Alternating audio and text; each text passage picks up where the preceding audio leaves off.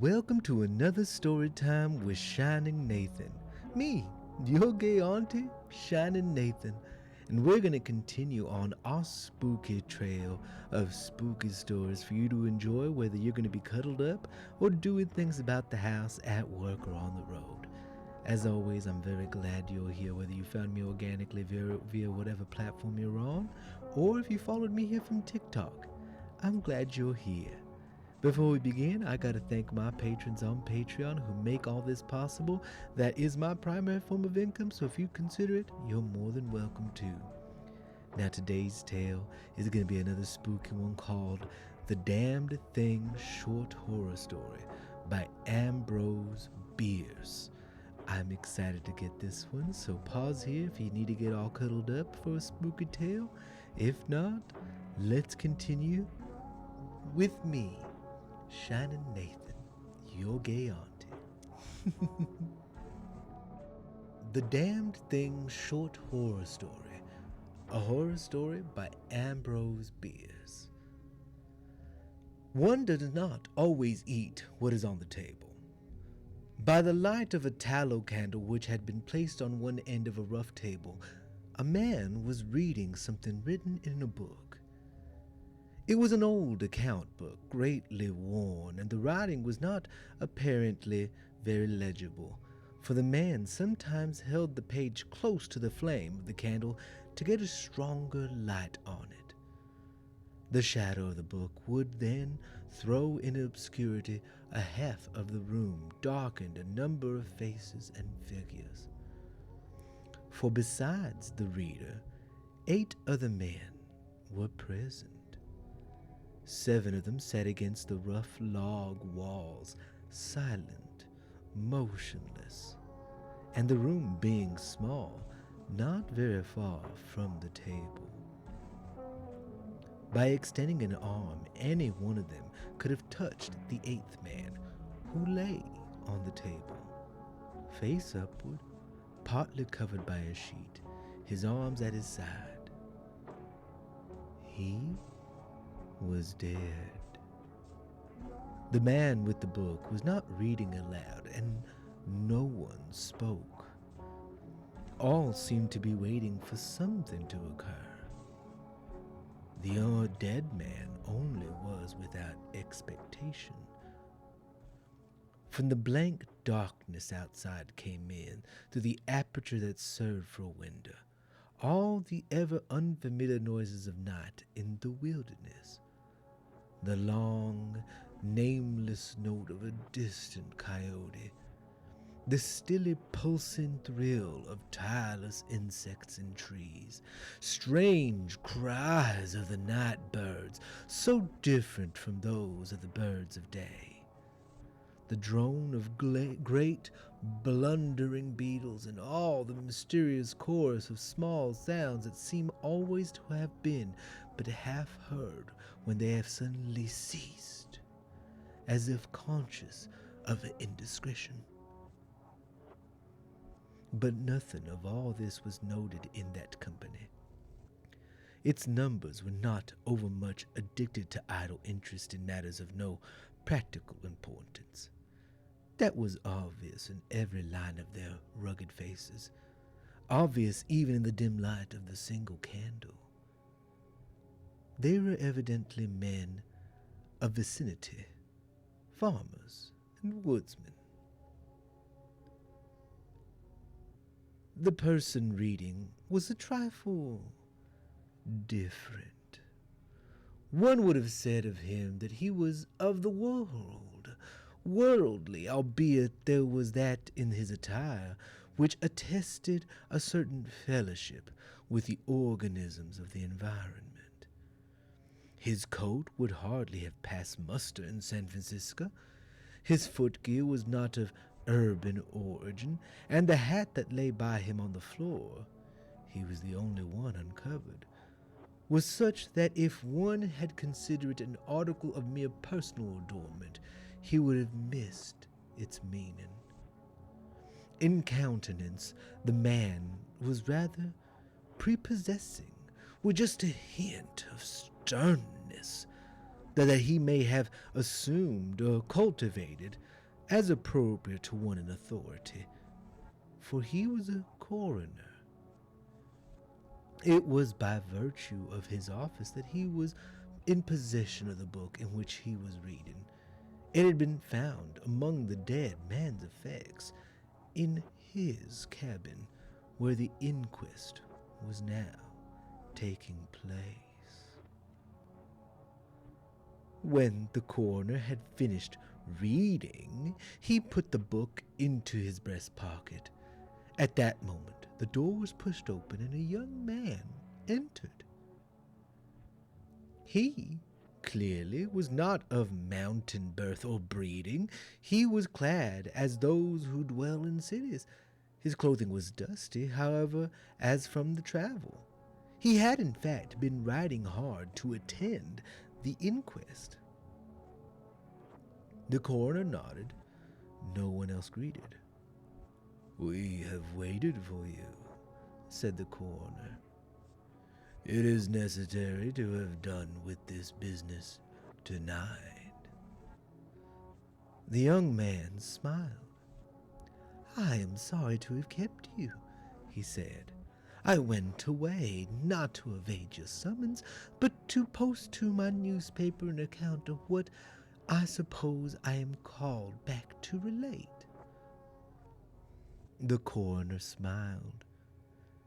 "The account you posted to your newspaper," he said, "differs probably from that which you will give here under oath." "That," replied the other, rather hotly, with a visible flush, "is as you please. I used manifold paper and have a copy of what I sent. It was not written as news, for it is incredible, but as fiction. It may go as a part of my testimony under oath." "But you say it is incredible." "That is nothing to you, sir, if I also swear that is true." The coroner was silent for a time, his eyes upon the floor. The men about the sides of the cabin talked in whispers, but seldom withdrew their gaze from the face of the corpse. Presently the coroner lifted his eyes and said, "We will resume the inquest." The men removed their hats. The witness was sworn. "What is your name?" the coroner asked. "William Harker." "Age?" 27. "You knew the deceased, Hugh Morgan?" "Yes." "You were with him when he died?" "Near him." "How did that happen? Your presence, I mean." "I was visiting him at his place to shoot and fish. A part of my purpose, however, was to study him and his odd, solitary way of life. He seemed a good model for a character in fiction. I sometimes write stories. I sometimes read them." "Thank you." "Stories in general, not yours." Some of the jurors laughed. Against a somber background of humor shows highlights. Soldiers, into intervals of battle, laugh easily, and a jest in the death chamber conquers by surprise. "Relate the circumstances of this man's death," said the coroner. "You may use any notes or memoranda that you please." The witness understood, pulling a manuscript from his breast pocket, and held it near the candle, and turned the leaves until he found the passage he wanted, and began to read. What may happen in a field of wild oats? The sun had hardly risen when we left the house. We were looking for quail, each with a shotgun. We had only one dog. Morgan said that our best ground was beyond a certain ridge that he pointed out, and we crossed it by trail through the chaparral. On the other side was comparatively level ground, thickly covered with wild oats, As we emerged for the chaparral, Morgan was but a few far yards in advance. Suddenly, we heard, at a little distance to our right and partially in front, a noise as of some animal threshing about in the bushes, which we could see were violently agitated. "We've started a deer," I said. "I wish we'd brought a rifle." Morgan, who had stopped, was intently watching the agitated chaparral, said nothing, but had cocked both barrels of his gun and was holding it in readiness to aim. I thought him a trifle excited, which surprised me, for he had a reputation for exceptional coolness, even in moments of sudden and imminent peril. "Oh, come on," I said. "You are not going to fill up a deer with quail shot, are you?" Still, he did not reply. But catching a sight of his face as he turned it slightly toward me, I was struck by the intensity of his look. Then I understood that he had serious business in hand, and my first conjecture was that he had jumped a grizzly. I advanced to Morgan's side, cocked my piece as I moved. The bushes were now quiet, and the sounds had ceased, but Morgan was as attentive to the place as before. "What is it? What the devil is it?" I asked. "That damn thing," he replied without turning his head.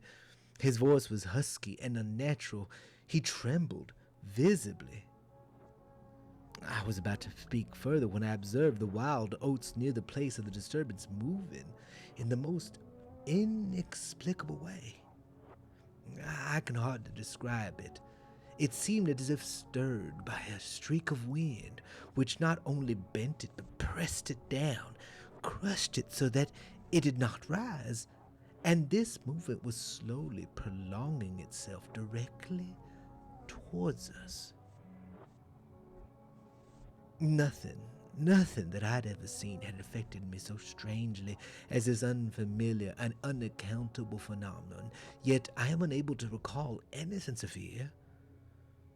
I remember and tell it here because, singularly enough, I recollected then that once in looking carelessly out of an open window, I momentarily mistook a small tree close at hand for one of a group of larger trees at little distance away. It looked the same size as the others, but being more distinctively and sharply defined in mass and detail seemed out of harmony with them. It was a mere falsification of the law of aerial perspective, but it startled, almost terrified me. We so rely upon the orderly operation of familiar natural laws that any seeming suspicion of them is noted as a menace to our safety, a warning of unthinkable calamity.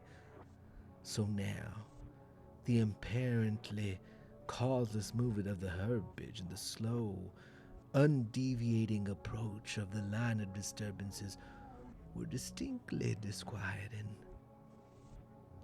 My companion appeared actually frightened, and I could barely credit my senses when I saw him suddenly throw his gun to his shoulder and fire both barrels at the agitated grain.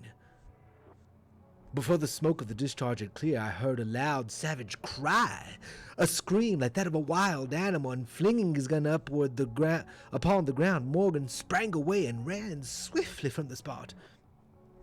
At the same instant, I was thrown violently to the ground by an impact of something unseen in the smoke, but some soft, heavy substance that seemed thrown against me with great force.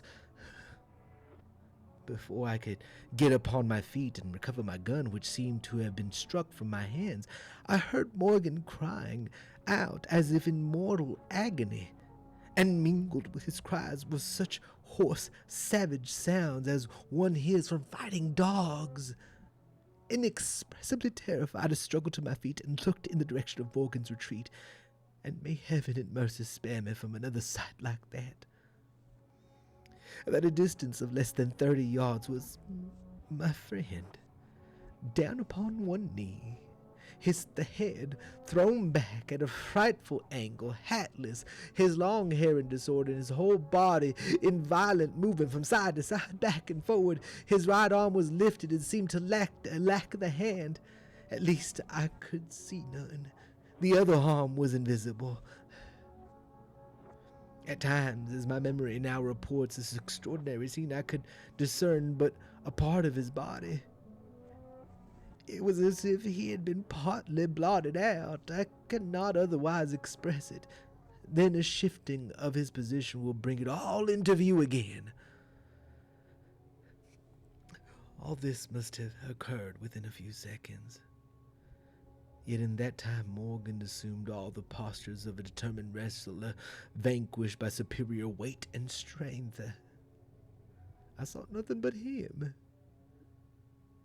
And not him always distinctly. During the entire incident, shouts and curses were heard, as if through a enveloping uproar of such sounds of rage and fury I had never heard from the throat of a man or brute. For a moment only I stood irresolute. Then, throwing down my gun, I ran forward to my friend's assistance. I had a vague belief that he was suffering from a fit or some form of a convulsion. Before I could reach his side, he was down and quiet. All sounds had ceased, but with a feeling of such terror as even those awful events had not inspired, I now saw again the mysterious movement of the wild oats, prolonging itself from the trampled area about the prostrate man toward the edge of the wood. It was only when it had reached the wood that I was able to withdraw my eyes and look at my companion. He was dead. A man, though naked, may be in rags. The coroner rose from his seat and stood beside the dead man. Lifting an edge of the sheet, he pulled it away, exposing the entire body. Altogether naked and showing in the candlelight a clay-light yellow, it had, however, broad maculations of bluish-black, obviously caused by extravasated blood from contusions. The chest and sides looked as if they had been beaten with a bludgeon. There were dreadful lacerations. The skin was torn in strips and shreds. The coroner moved round to the end of the table and undid a silk handkerchief which had been passed under the skin and knotted at the top of the head. When the handkerchief was drawn away, it exposed what had been done to the throat. Some of the jurors, who had risen to get a better view, repented their curiosity and turned away their faces. Witness Harker went to the open window and leaned out across the sill, faint and sick. Dropping the handkerchief upon the dead man's neck, the coroner stepped to an angle of the room and from a pile of clothing produced one garment after each other, each of which he held up a moment for inspection. All were torn and stiff with blood. The jurors did not make a closer inspection. They seemed rather uninterested. They had, in truth, seen all this before, the only thing that was new to them being Harker's testimony. "Gentlemen," the coroner said, "we have no more evidence, I think. Your duty has been already explained to you.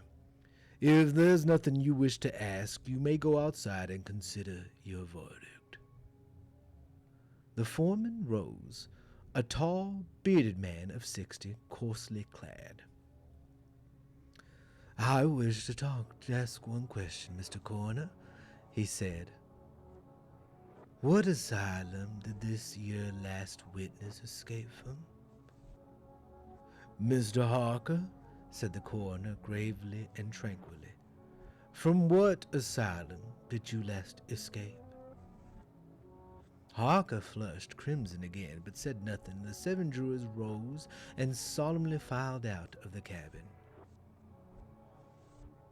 "If you have done me an insult, sir," said Harker as soon as he and the officer were left alone with the dead man, "I suppose I am at liberty to go."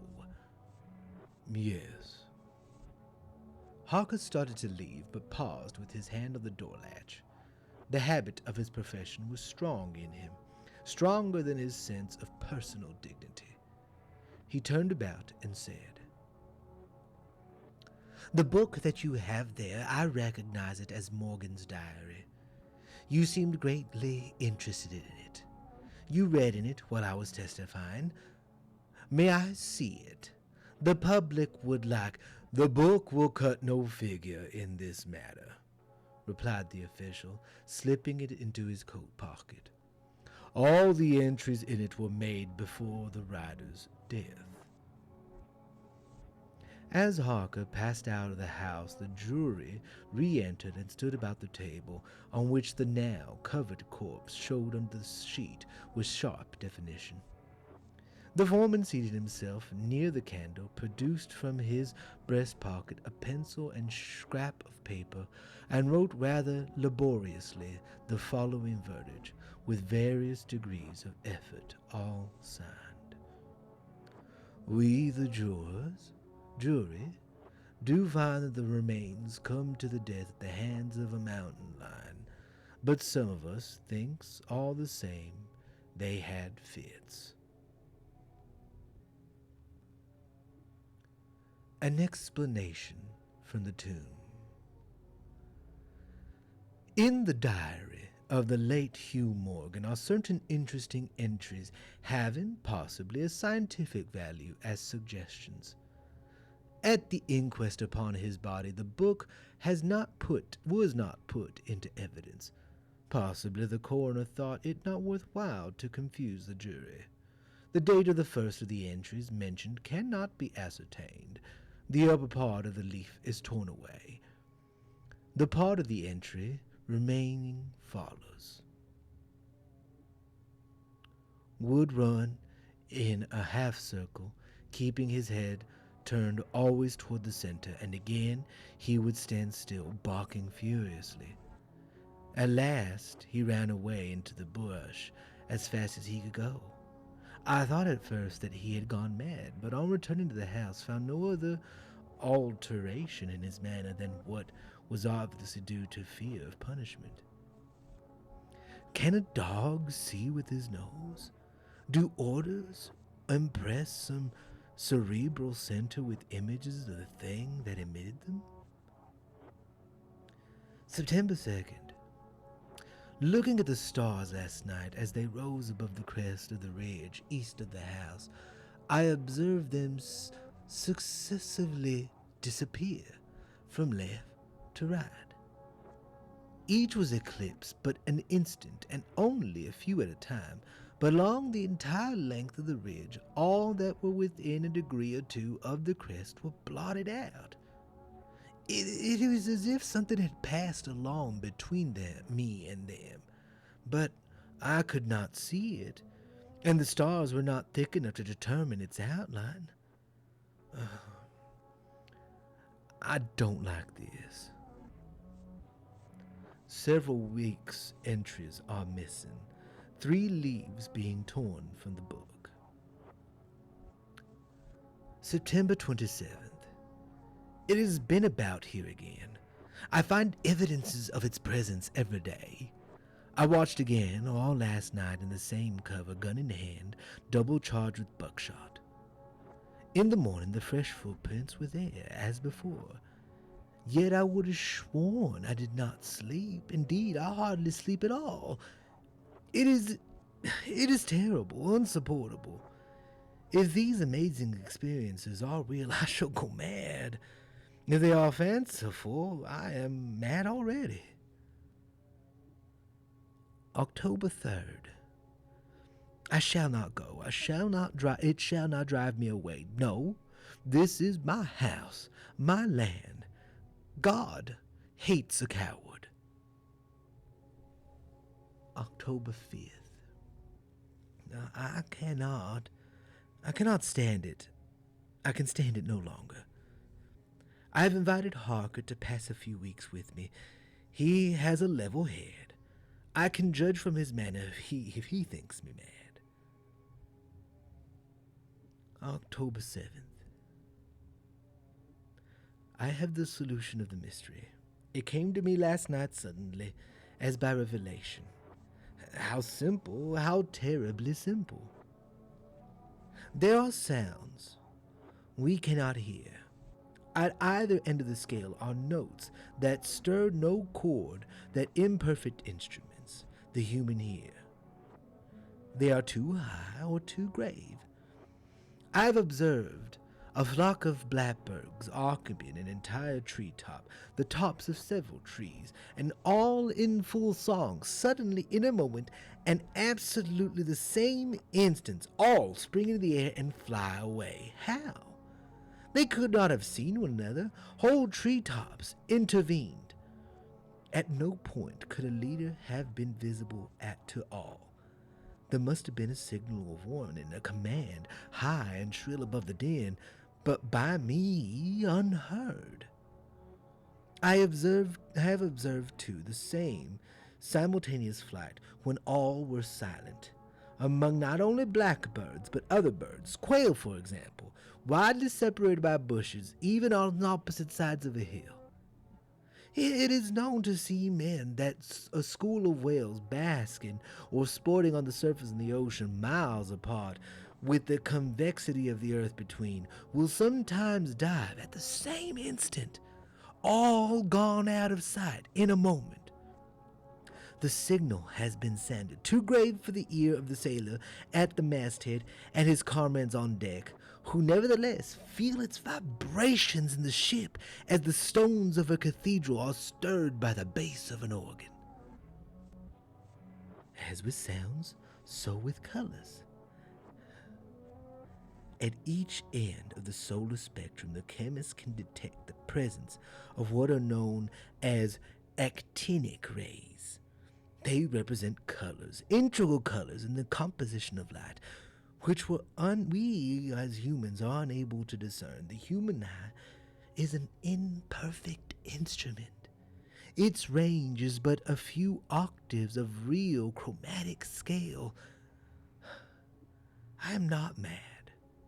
There are colors that we cannot see. And God help me, the damn thing is of such a color.